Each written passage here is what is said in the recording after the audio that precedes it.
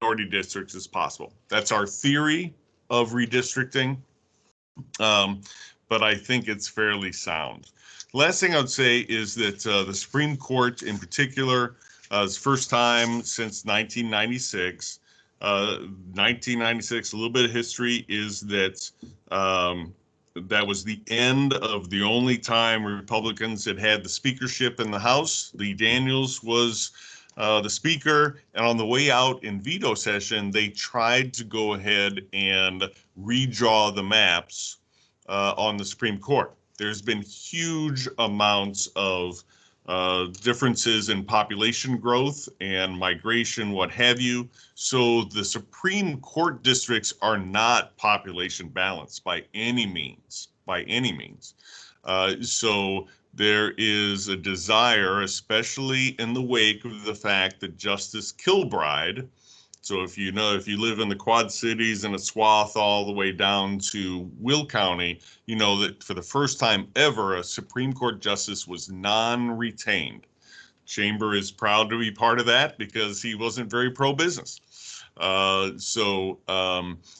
district and the loss of that Kilbride seat, I think, has scared the Democrats into thinking they may very well lose the Supreme Court majority.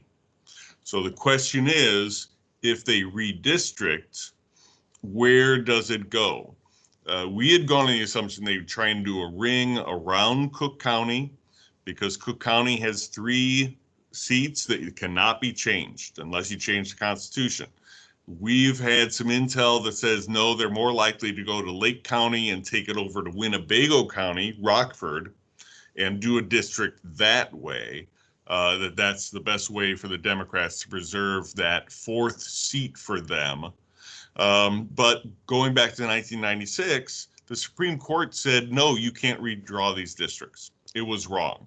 So there's some precedence, which means there will definitely be legal efforts to go ahead and toss out any kind of Supreme Court redistricting.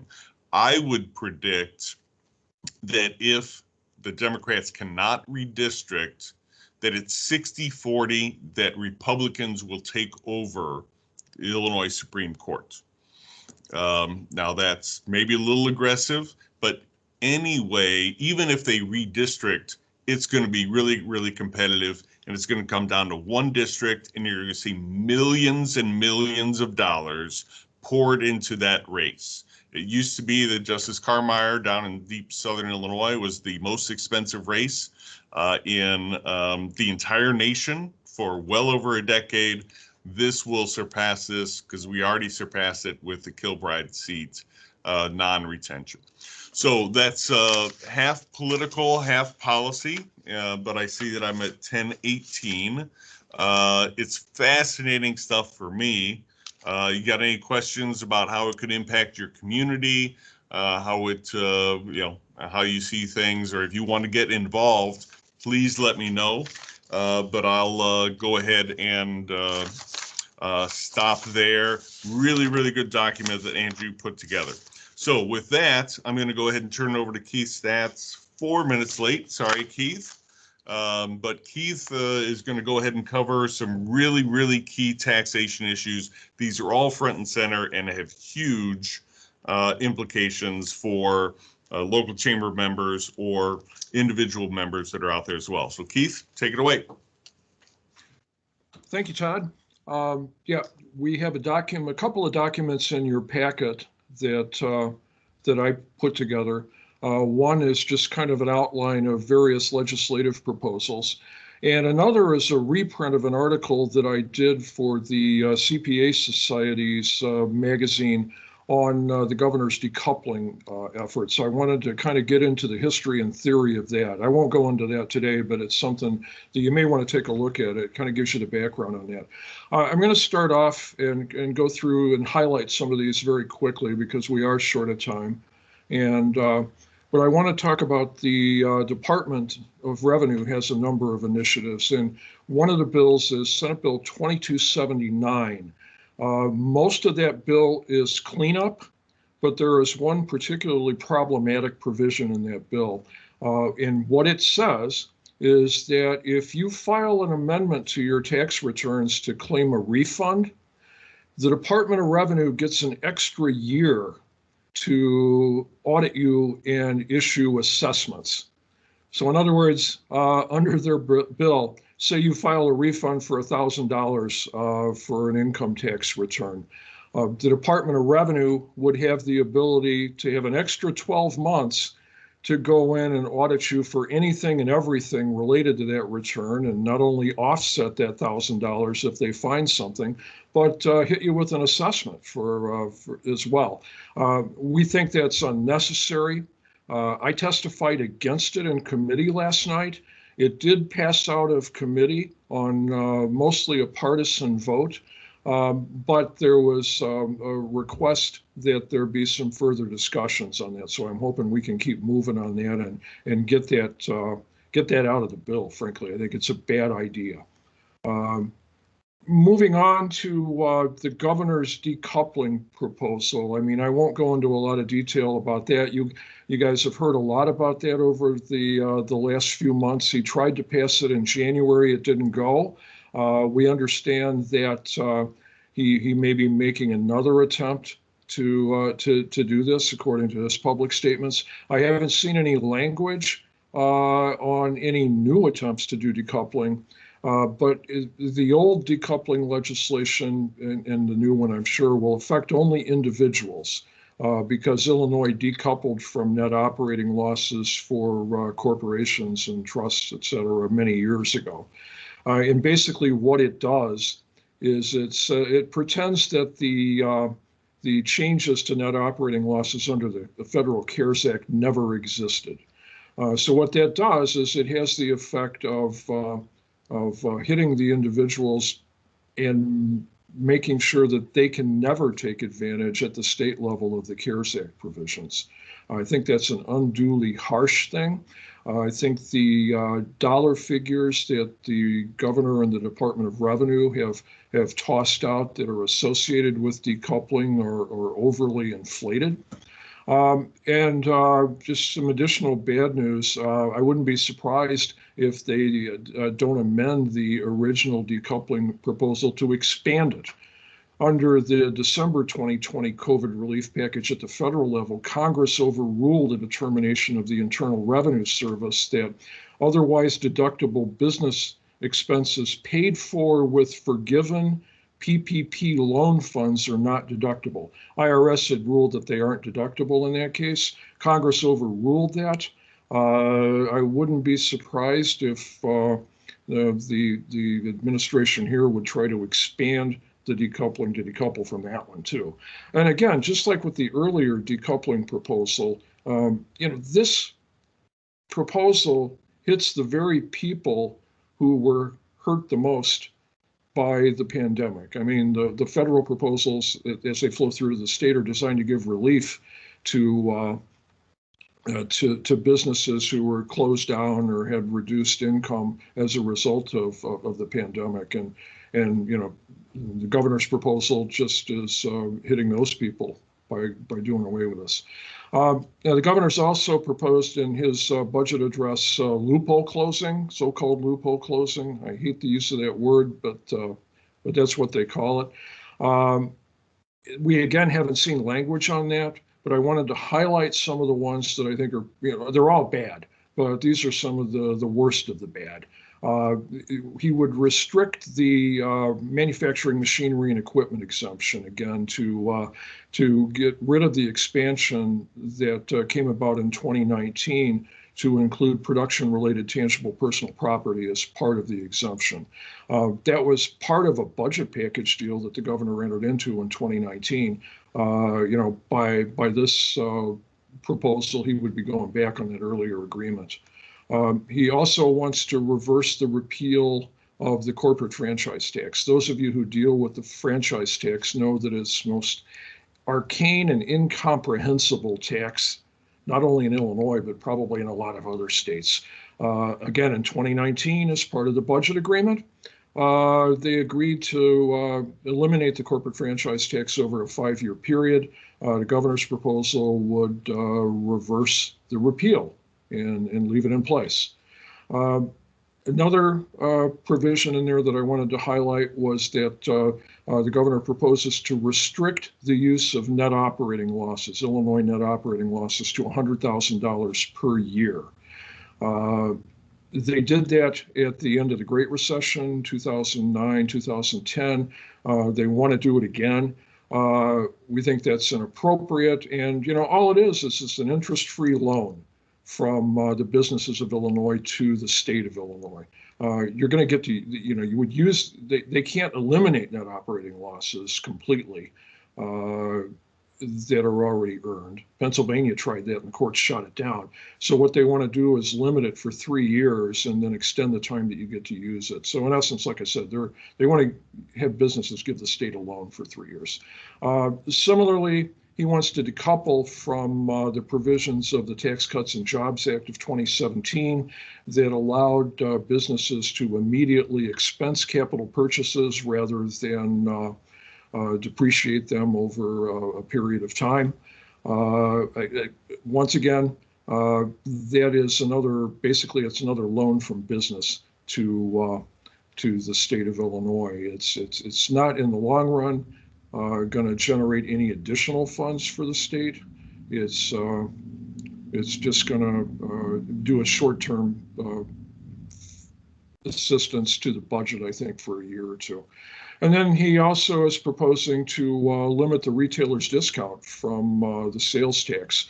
Currently, the discount is 1.75% of the taxes that are collected as reimbursement for the costs of filing returns, tracking everything. He wants to limit it to $1,000 per month. We think that's unreasonable. The rationale for that is that they say they believe wrongly that the expenses of complying with the sales tax law don't continue to increase as the amount of sales increase. We think that's wrong. We think it's clear that they do, and businesses should not have that retailer's discount capped. That's their stuff. We have our own legislative package, as you know, every year, and I want to talk about Senate Bill 2531, which is it's an Illinois version of a federal, state, and local tax cap workaround.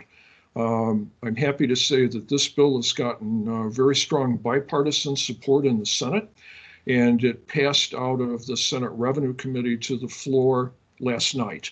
So that one's moving forward. I think it'll be a benefit to partners of partnerships, S corporation shareholders, and to those owners of limited liability companies that are treated as partnerships for federal income tax purposes.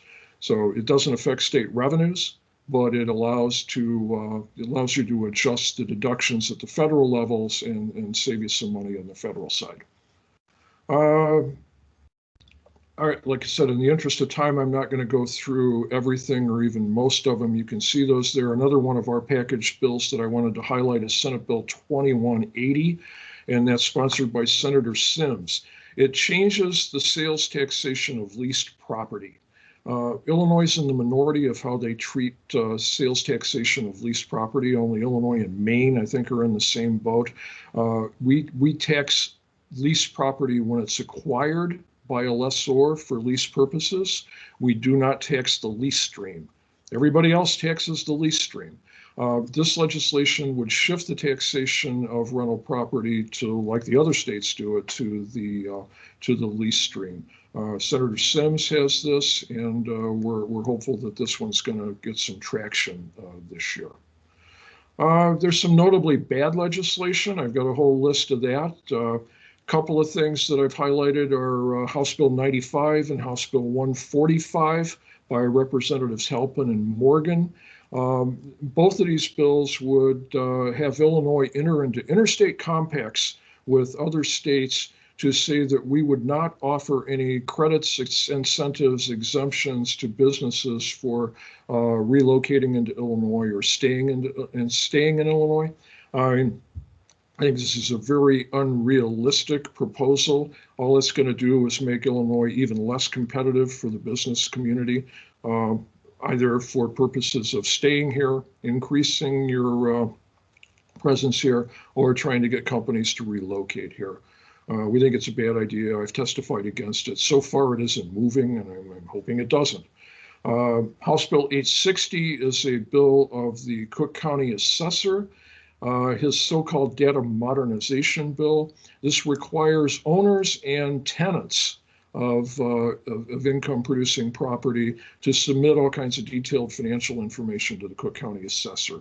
We believe that's a bad idea. He doesn't need that type of information. We have questions about whether it can be properly protected so the confidential tax information isn't distributed to people who shouldn't have access to it. Right now, the bill says it would apply to Cook County, but other counties would have the ability to opt in. So when I've heard through the grapevine, some of the other counties would like to opt in. So we're opposed to that, and we're going to continue to work against it. I know I'm running short of time.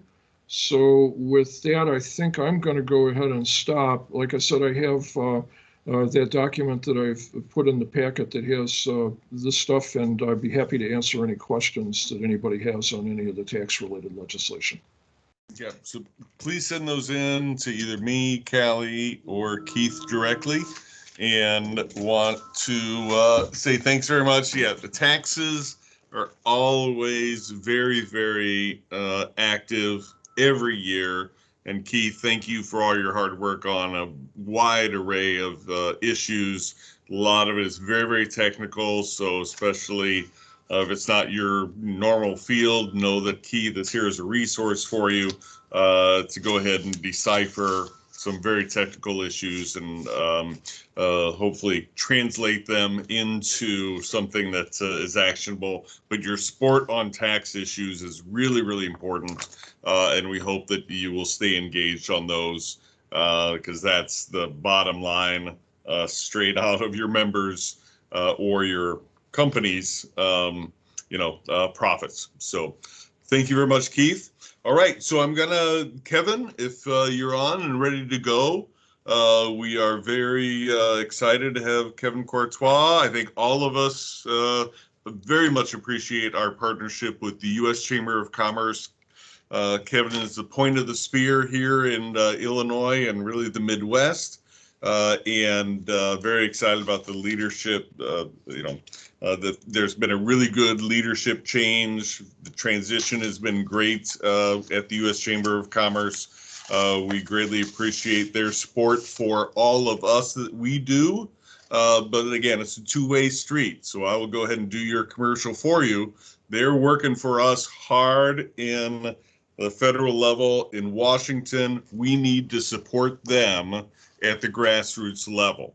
So for that, I will go ahead and turn it over to Kevin and go ahead and take a few extra minutes.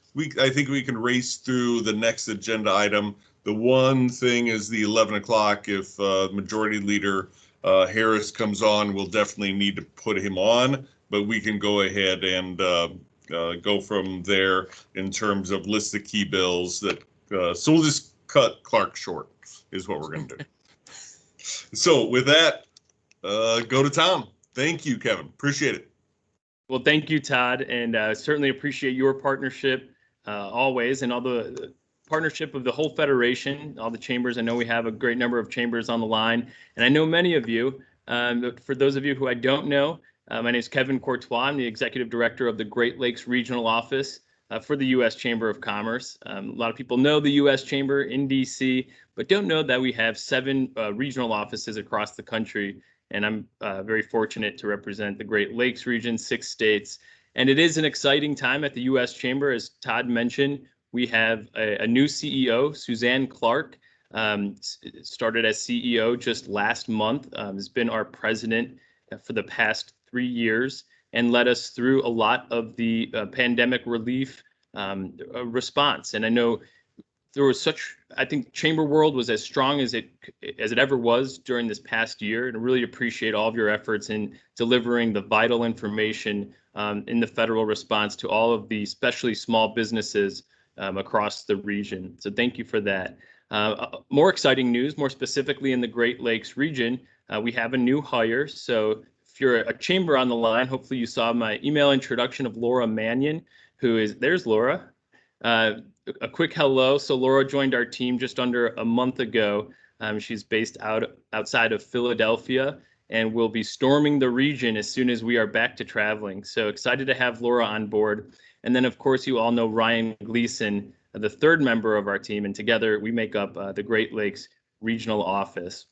So a few things I want to go over, and thank you for the permission to cut into Clark's time, Todd. But I will try to be concise here, going through a number of federal issues that we are facing. First, I want to talk a little bit, do a quick overview of the American Rescue Plan. I thought Mike Paone did a great job highlighting some of these components, but want to reiterate because so much of what is going on at the federal level as it relates to COVID deals with small business relief. So the American Rescue Plan was the latest pandemic relief legislation passed last month. A few of the key provisions for small businesses. It didn't make a lot of changes to the Paycheck Protection Program. It did add some additional funding. Mike mentioned yesterday that although not in this bill, but in a separate standalone bill, the PPP, the Paycheck Protection Program, was extended where applications will be accepted through the end of May. And it also gives the SBA through the end of June to process those requests that are in the pipeline through the end of May.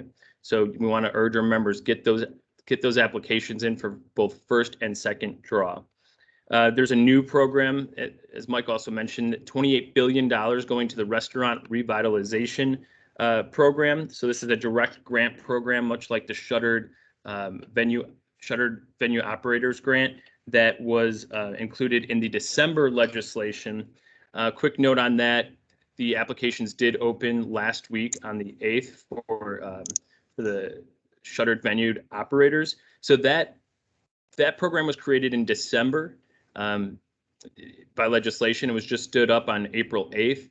So SBA is saying they should have this restaurant revitalization program up by the end of the month. I think that is extremely optimistic, seeing it did take some time to get the venue grant up and running, but that's what they're saying right now. And we'll, of course, keep the information flowing on the restaurant revitalization program.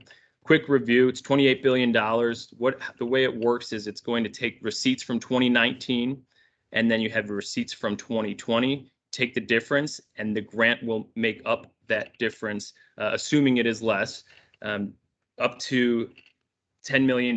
So $5 million per location, up to $10 million. Keynote in there, so if a restaurant did receive a Paycheck Protection Program loan, forgivable loan, that is counted as revenue in the 2020 receipts. Another important extension from the American Rescue Plan is the Employee Retention Tax Credit. You may remember this from the CARES Act, and then it was extended again in the December legislation. What this bill did was extend the Employee Retention Tax Credit through the end of this year. So now employers have the opportunity to avail themselves of this tax credit for this entire year. So employers of 500 employees or less have the opportunity to have a refundable tax credit up to $7,000 per employee for each quarter of this year, so up to $28,000 per employee. And a key requirement for participation in this is that there's a 20% drop in revenue from the current quarter to that same quarter in 2019. This is one that you definitely want to be taking advantage of. Another key part, moving away from small businesses, but unemployment insurance. You may have seen that the federal add-on was extended through September 6th. So this was similar to the $600 add-on that was in the CARES Act, went away. Then we saw what was included in this legislation was a $300 add-on. We have heard from employers it is difficult to get employees back to work when they make more on unemployment than they do at on the job. Certainly hear that. This was the compromise that was reached. We had the original proposal was at $400 add-on, which under our calculations, about 40% of workers would make more on unemployment than they would at the job. At $300, still may be about a quarter, but that's where we stand, and that federal add-on will be in place until September 6th. Very quickly, something I think Todd was talking about yesterday was this new influx of funding for Illinois, $7.5 billion. What that was a part of was this American Rescue Plan included $195 billion for states, $130 billion going to local governments. For the chambers on the line, this is an opportunity to be working with your elected officials. There's very broad discretion in how municipalities, cities, states use this funding. And it can be used very broad based. It can be used for industry, business grants. Governments can use this for government services as they've seen drops in revenue. There's an opportunity to invest in water, sewer, and broadband that's even unrelated to COVID. Point being, speak with your elected officials. There are projects and ideas that you have to help your members and help your community. Now is the time to engage in how to spend this influx of federal funding. I'm going to pivot now to a different bill. So the PRO Act, the Protecting the Right to Organize Act, it's a priority of labor unions. This is something you hopefully heard about last week as we had a day of action on April 8th. And thank you for your participation. We had really great, strong federation participation on this day of action and got the attention of a lot of folks. And certainly the unions were upset that we were kind of taking a lot of the spotlight away from their day of action. But this bill is a radical bill that would make a lot of changes in employment. For example, not applying to Illinois, but it would end the right to work legislation passed in 27 states. It would force employees to pay union dues, even if they don't want to. They don't want to be a part of the union. It would remove the guarantee for private ballots and when employees are casting ballots and choosing to organize. And for independent contractors, this is a big one. It goes even further than what California did, restricting the ability for Americans to decide to go into work as an independent contractor. We oppose this bill. It's already passed the House. It's sitting at the door of the Senate now. And we are urging members, especially in some of those key states where we know with a very split Senate, just a few members that we'll need to convince to oppose this legislation. We'll talk a little bit more on that in a minute, in terms of process for the Senate. But first, I want to address infrastructure. We talk about this every year, and maybe you're sick of hearing about it, but we have to continue beating the drum. We have an opportunity here. You may have seen President Biden announce his American Jobs Plan 2 weeks ago in Pittsburgh. He has a very bold plan, a $2 trillion plan to invest in America's infrastructure. We did issue a statement commending the laying out this plan and the president's and the ideas the president has, and most importantly, we're going to continue working on this. What we are concerned about is how the president proposes to pay for this plan. So you may have seen the president proposed a tax increase on businesses. So taking back a lot of the gains that we've seen from the 2017 tax reform, where we saw tax rate go down to 21%. The president proposes paying for this in part by raising the corporate tax rate to 28%. This is something we strongly oppose. It would wipe out a lot of, if not all of the gains that we've seen or that we would see from the infrastructure plan. Important point that the White House has indicated a willingness to engage on this issue and discuss alternatives for how to pay for a bold infrastructure investment in this country. We have proposed a package, several different ideas on how to pay for this, one of them being a user fee. We've talked a lot about something we've done in Illinois, the motor fuel tax and raising that. Other alternatives on a user fee, including vehicles miles traveled. And then other ideas, including using financing mechanisms, similar to how we pay for a house. This infrastructure bill will be a major investment that we can pay for over several years, say 30 years, similar to most mortgages. Using financing mechanisms together with user fees, we have a large package of ideas, and right now the White House is willing to engage on these. We want to avoid what would be a very harmful effect of raising the corporate tax at this time. Quickly, something the Senate is considering this week, S1. S1 is the title of the bill is the For the People Act, and this bill deals with something that's in the news a lot lately, and it's these voting rights. Well, the Voting Rights Act, it would amend in dealing with elections and election operations. This is a bill, we just sent a letter to the Hill opposing this bill, problematic for several reasons, one of them being that it would restrict the ability for Americans to participate in the democratic process by communicating through associations or organizations, which of course, all the chambers on the line, that is what we do. A lot of our members choose to express themselves through our organizations, and it would restrict participation in the democratic process through those means. We're seeing a lot of action on the state level.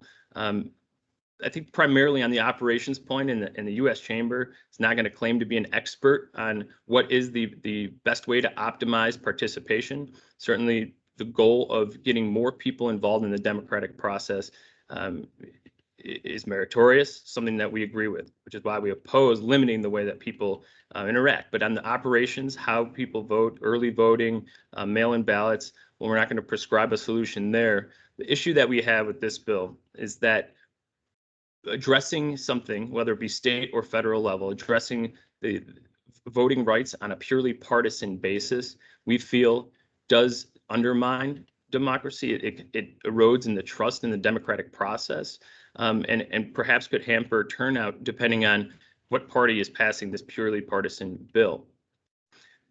In the past, so with the Voting Rights Act, with the amendments that were made in 2006, going back to 1975, 1982, and even the changes that were made after the 2000 election, the last time we had a very contested election, were all made on a bipartisan basis. Elected leaders kind of rose to the occasion. And that's what we're calling on Congress to do in this case, to avoid addressing this in a purely partisan basis. We have asked in our letter that Congress establish a national commission with members from both former elected officials, retired elected officials, and other stakeholders to remove this from really the political field. This would be something similar to the 2004 Carter-Baker Commission that made recommendations on election reform. That is what we are calling for. We mentioned a lot about changes being made on a partisan basis. We look back at the American Rescue Plan. This was the first, well, we certainly support a lot of the relief in that package. One problem with it was that it was the first relief package that was passed on a purely partisan basis. This is a trend that we don't want to see continue. I know we've gotten together in different forums and talked about, right after the election, with such slim margins in Congress, this was an opportunity for urging members to work together to get broad bipartisan support to pass legislation. And this is what we're seeing is kind of this turn to legislating on a purely partisan basis. So whether it be through reconciliation, which was the budget mechanism used to pass the American Rescue Plan, or a lot of talk about eliminating the filibuster in the Senate. So we're going to see, and we have seen the House pass a number of very progressive, radical bills, and what we see this leading to is a push from the far left to urge the Senate to eliminate the filibuster for all legislation, which would mean only a simple majority, whatever party is in power at the time, would be able to pass all of their priorities without compromising, without getting support from the other party. Why is this an issue? Why is this a big deal for us? Well, similar to what we see on the administrative side of things, and we've talked about this in the past, where a president will come in and with all the power that has been delegated by Congress, president can come in and with a phone call, with an executive order or a regulatory change, can really change the rules of the road for businesses. And one thing that our members want is certainty and predictability. What we've seen on the administrative side is that there can be broad swings in federal policy, where businesses can no longer rely on durable policy that might be long lasting.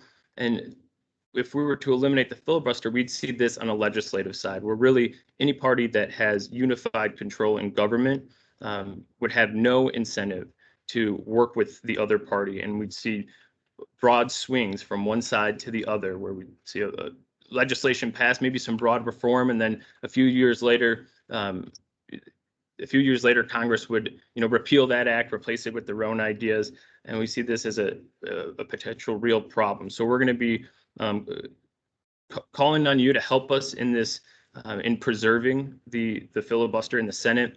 Some good news as of late. We have already seen Senator Joe Manchin in West Virginia, Kyrsten Sinema in Arizona, kind of publicly state their opposition to removing the filibuster. So that's some good news. We are doing our homework, doing the research and the focus groups on how Americans, what they think about this and how they respond to it. And some of, kind of what we're seeing is that a lot of Americans don't blame the filibuster, but they really blame elected officials and the inability to get something through the Senate. So Republicans blame Democrats, Democrats blame Republicans, independents blame members of both parties in not working together to get something through. What we are encouraging and continue to work for, as you know, through a lot of our changes, is for members to get together to solve our nation's problems on a bipartisan basis, so that we can have durable legislation that our business members can then rely on into the future. So with that, Todd, I will cut it short. I know I'm over the time. You gave me a little bit of extra time. I want to end by saying thank you again. Our team is always willing to join your groups. It's a member meeting, board meeting, give a legislative update. I hope you are joining us on our calls every other week, where Neil Bradley, our Chief Policy Officer, gives the latest from the Hill, really good information on a real-time basis. But thank you again. Look forward to seeing you all on purpose, and look forward to hearing from Clark as well. Thank you. You're going to spotlight. Great. All right, I'm confirming with Callie. That's what that was. But thank you very, very much. And Neil and Sarah do a great job on those calls. That's a real resource, not only because the information you get from those two very well-informed individuals, but it's a real opportunity to exchange experiences from different states, different communities, and such. So I'm going to apologize for a train coming by right now, but we've just confirmed that Leader Harris is indeed, sorry for the train, is indeed on schedule. He's in a budget hearing, and we were a little afraid he would go over. So with that, I would say thank you very much, Kevin. Thank you for all your great work and your partnership with all of us. And thanks for your presentation today. So with that, Clark, when you're on staff, you know that sometimes you get cut a little short. So you actually have exactly 7 minutes to hit your top issues on the key bill list that we haven't been able to discuss. We might have a little bit of time at the end, depending on how long we have Leader Harris with us. But why don't you go ahead and take off? But at 10:59, Leader Harris will be joining us. So Clark? All right. So I got 5 minutes. I can cover 5,000 bills. No, 7. You've got 7 All right. minutes. No worries. So like Todd did say, we're well over 5,000 bills that have been filed. Most of them are back in assignments, thankfully, but there are still 96 pages of key bills that were linked to your agenda, and Callie's going to send out later. I'm going to cover several of them that I think are particularly appropriate for a small business and local chamber perspective. I'm only going to do this from like a 10,000-foot level, so I'm going to kind of skim over the basics. If you have any questions, just drop me an email and I'll either answer or I'll get you in touch with our subject matter expert who can provide even more detail than I can. And so I'll start with the big one that Todd and I have been pushing when we've met with legislators throughout the year. And that's House Bill 2424 with Margaret Croak's sponsorship, and it's Senate Bill 1615. They're the same bill in different chambers. And what that does is says, hey, Illinois, you're getting a whole bunch of money from the federal government, approximately $7.5 billion. And some of that money needs to be shared with small businesses. And so the governor launched the Business Interruption Grants Program, also known as BIG, or more commonly known as BIG, about a year ago. And it gave out $275 million in grants, only 20% of applicants were able to collect. And so our bill says 11% of the future federal funds should go back into the big program so that small businesses can get relief, because it's crucial to keeping their doors open, and it's also crucial for our future tax base. We are getting pretty positive indicators about that bill. It was mentioned in the governor's speech. The bill's on hold as we wait for guidelines from the feds on how we can spend those federal dollars. But I will fall out of this chair if small business relief that have been directly impacted by COVID is not on the allowable list. And so we are greatly enthused about the prospects of that bill. On the flip side of COVID, I know many of you are scared of lawsuits. And in most of our neighboring states, they've actually put in some liability protections for small businesses that are doing everything they can to comply with the CDC and public health guidance.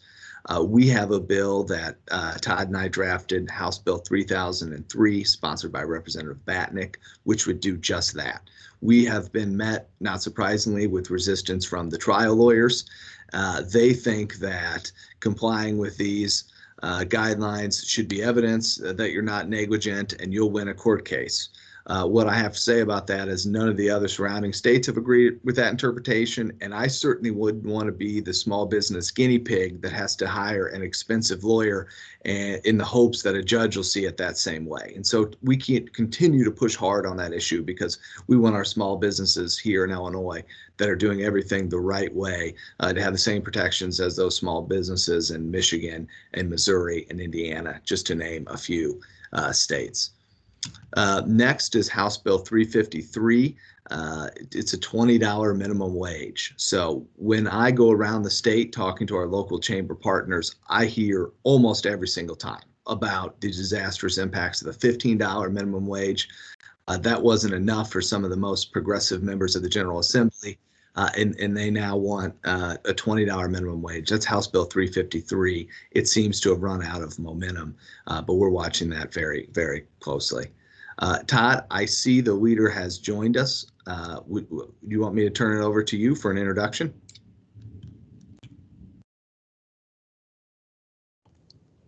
I would say yes. So thank you, Leader Harris, for joining us.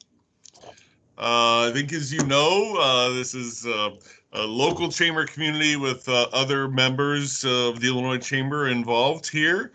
So we are very, very happy you're joining us. We're going to do a quick introduction so we have as much time as possible to grill you on questions, but I think we've gotten you a list that at least you know some of the things we're going to ask about. But I just wanted to tell everybody that Leader Harris, even though we don't always end up on the same side of every single bill in the Illinois General Assembly, he is one of the most thoughtful, well-prepared, and cognizant legislators of the process and issues that we know of. So he's been the majority leader in the House now for a number of years, and we value our relationship despite our time to time differences of opinion, but he is, again, a real credit to public service, and the Illinois business community is very much benefited by his participation and thoughtful and informed discourse in the legislature. So that is very much how we feel about our relationship with Representative Harris, Leader Harris. So with that set up, I would like to go ahead and ask you to go ahead and perhaps say, start off by just say this is, if you'd be willing to address the nature of the legislative session. Clearly, this is the second year of COVID impacted legislative session. You know, they're everything from rules to enter the legislature, the state house, and interacting with legislators and such. So if you could speak to how you think that the legislative process is going to play out between now and the end of the year, or you could ignore that and just talk about whatever you want to talk about. So, Leader Harris, thank you for being with us. Well, thanks, Todd. And first, thanks for the very nice intro. It's very much appreciated. And yeah, I think it's important that we all continue to be able to work together on issues, because there are way more issues where we are going to agree and want to move things ahead than where we might disagree from time to time. So I think it's important to keep relationships going. I'm really happy to be described as cognizant. I've never heard of that description before. Like, I'll put that on my flyer for my next re-election. Like, vote for me, I'm cognizant. That might be something I'll do. Cognizant of process, cognizant Okay. of process and how important it is. So not that, yeah, so I just wanted to clarify there.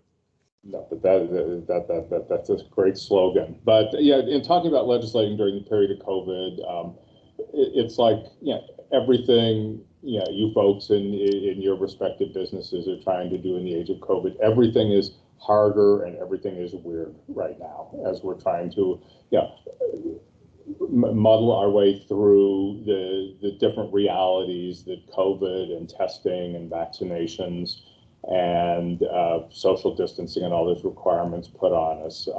I'm glad we're getting back into real legislating versus the virtual, because I think that so much of the interaction on bills and the solving of problems is done by the brief interactions during a committee or in a hallway where you can physically chat with people and work out differences, and that's always been important.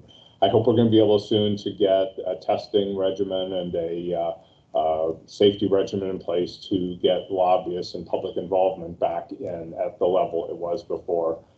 I think, while Zoom has been great as an emergency substitute, I think a lot is lost by not being able to have as broad a public participation and a real life participation than we did before, not just in committee hearings, but I've learned so much from folks like Todd, coming around to me, even if I'm not on a committee, on a particular issue, and just popping in my office and sitting down for 10 or 15 minutes saying, let me walk you through what this means to me and my members in the chamber. And it's very illuminating. And those things were spontaneous, but they were effective. Now a 15-minute meeting takes 3 emails, 4 days, and a Zoom call to organize. And I think that's been made the process a little bit harder. So that's what I think of the process. In the meantime, I think we're getting a lot done. There's a lot of pent-up issues we've got to deal with.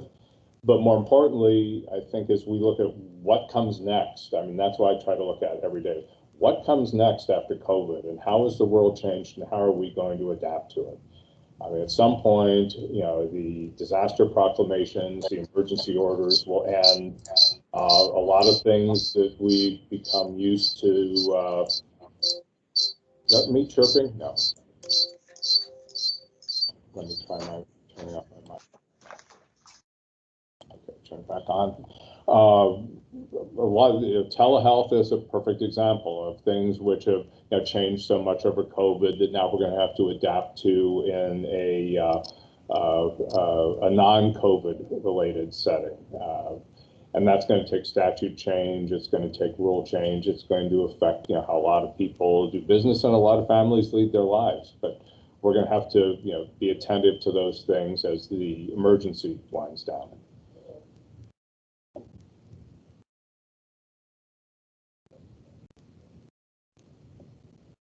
Well, thank you very much. Well, let me go ahead and get into some of the questions that I know that we surveyed local chambers, our membership and such, and key issues that are out there. Not surprisingly, a lot of them are financial in nature. We know that you are very well versed in the budgeting process and such. But not surprisingly, taxes, because all of our members pay taxes, or almost all of them pay taxes. But with the $7.5 billion coming from the federal government, and after the governor released a set of almost $1 billion of tax increases that there are two ways to increase taxes. We all know you can increase rates, you can expand the base. These are all base expansions. So can you speak to whether you think there is continued appetite that despite the $7.5 billion to come in to pay down the backlog of unpaid bills, pay off the Federal Reserve, and even provide, some buffer for increased education spending that has bipartisan support, would you qualitatively tell us whether you think that a lot of the governor's tax ideas are off the table, or are they still on the table? Yeah, I think that what's going to drive a lot of these decisions is exactly what the fiscal state of the state is in the next couple of weeks. We know that when we passed our budget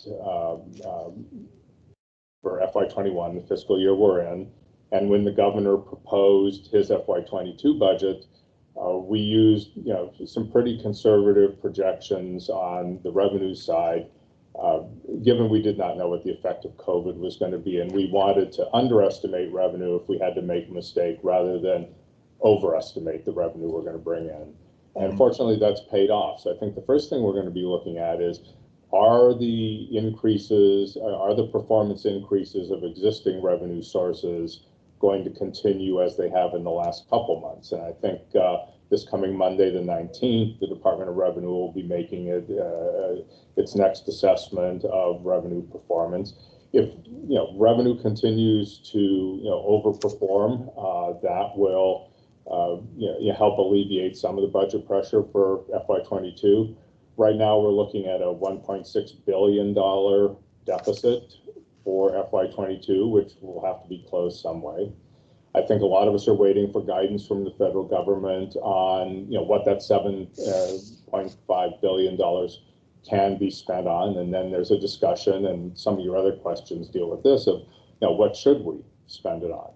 There may be, in fact, items in that $7.2 billion that will relieve some spending pressure on us in FY22. But in conversations with Senators Duckworth and Durbin, they stressed to us that this is largely one-time money that will be available for a couple of years. So to do something that would build a bunch of spending into our base so that we wouldn't have revenue to support in out years, I think could cause us problems. So we really want to be cognizant about that. So I think where we end up as a state, where our revenue picture ends up between revenue increases, revenue performance, the return of the economy, coupled with what might be help from the federal government, we'll decide whether or not we should pursue some or all or a few of some of these other revenue ideas. Okay, very good. There you are, being cognizant again. Representative Croak, and we've talked about this because this is the second day of a two-day chamber effort, but Representative Croak has introduced House Bill 2424, and it speaks directly to, I think, what you were alluding to, which is the notion that in other states with Democratic governors, Democratic legislatures, they have definitely said that small business assistance needs to be part of the spend of the federal assistance, because they're the ones you're going to need to keep in business so that it is not just a one-time revenue spend, but let's keep them in business so they can be in business for 5-10 years down the road, continuing to employ people, continuing to generate property taxes and income taxes and sales taxes for the state of Illinois. So we like the idea because we introduced it, but Margaret's on it. That's got a lot of bipartisan support. It may not move as a standalone bill, but if you would kind of elaborate a little bit on either recharging the big program or small business assistance and where that might be in the appropriations process. I mean, it's certainly one of the top items that's being discussed, and some of you may have seen that the governor, Senate President Harmon, and Speaker Welch had a op-ed in Crane Chicago Business Tuesday of this week, where they talked about where they think, in their mind, priorities ought to go for distributing some of this federal money. And business assistance was, top among those items. So I think that that's clearly something that's on the table. Okay, that's great to hear. It can be done a lot of different ways, and we know that the federal rules or federal guidance, especially for the hospitality industry, which may have has its own special program, as the U.S. Chamber just briefed us on today. That is very important, again, because this is kind of one-time money. We want to make sure that we do as much as possible to support the underlying economy, especially the small business economy. Changing track just a little bit, there is an issue out there that also has bipartisan support, at least for now. That is House Bill 559, which Leader Durkin has, and it would go ahead and make what we think are very much common sense reforms to the to the Biometric Information Protection Act, passed way back in 2008. We've seen an escalation of lawsuits, and it's a huge liability trap for not just tech giants, but for small businesses and not-for-profits. The Salvation Army was forced into a settlement on BIPA, and we think that is just something that needs to be addressed. So the bill is out of committee with bipartisan support, but can you speak to the prospects of House Bill 559 and common sense reform of Biometric Information Privacy Act? Yeah, I will tell you, on the sheet you have here. Can you tell us if you or the speaker have an opinion at this time? I can speak for myself. I cannot speak for Speaker Welch because I've never discussed this issue with him. But I'm a strong supporter of BIPA. I would probably vote no on Durkin's bill as it's currently written if it comes up, because I think protecting biometric privacy, Illinois has been a leader in that. And so I would be a no on that bill. Okay. Well, we'll hopefully you'll allow us to come in and lobby you a little more effectively and see if we can turn you. But that's your position. That's your position, and we always appreciate your straightforward answers here. The Illinois Chamber is pursuing a piece of legislation which I think moved out of Senate committee just last night. It's Senate Bill 2591. And that is a workaround that other states have already adopted on the limitation of the deductibility of state and local taxes at $10,000. We were supportive of the Trump era tax reform, but this was clearly a controversial part of that. Anyone, you can only deduct only $10,000, and we all know, and certainly in high property tax areas, $10,000, you blow past that normally very, very quickly. And then you throw in local taxes as well, and that $10,000 cap is really, really problematic, increases everybody's federal tax burden quite a bit. So we believe we've got really smart people together. It's worked in other states. So I wonder if you could just say that if we get that bill over to you, could you characterize what you think the caucus's opinion might be on that? Actually, I tried to be a cognizant legislator and review the bill analysis of this before I came on today. We didn't have a bill analysis yet on SB 2591 on our side, so I'm a little less than up to speed. This is SALT deduction. The SALT deduction. Yep. Yeah, and I think the first thing to do is you try to determine the revenue effect that this bill might have. Zero on the state level. It does impact federal revenues. So on the state level, I mean, that would give me a lot of comfort to know that this does not have a state revenue impact. And yeah, if it helps support our neighbors and reduce some of the taxes that they're paying, it's something I'd probably be supportive of. Okay, thank you.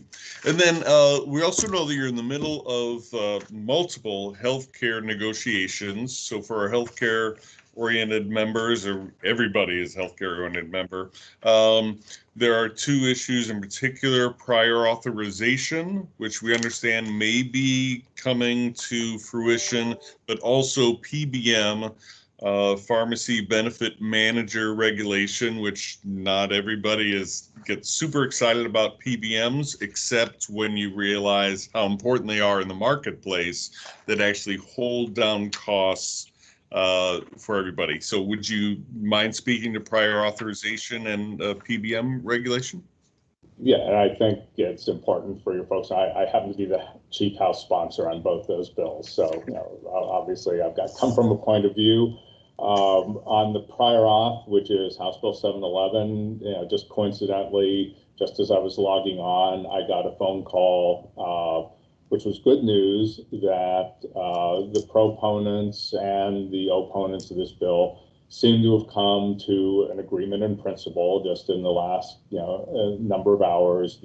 And I think a lot of people have been working to make this bill successful and make it do good things. And so I want to thank the Health and Life Insurance Council, the different health insurers, the Med Society, the Hospital Association, Association of Medicaid Health Plans, and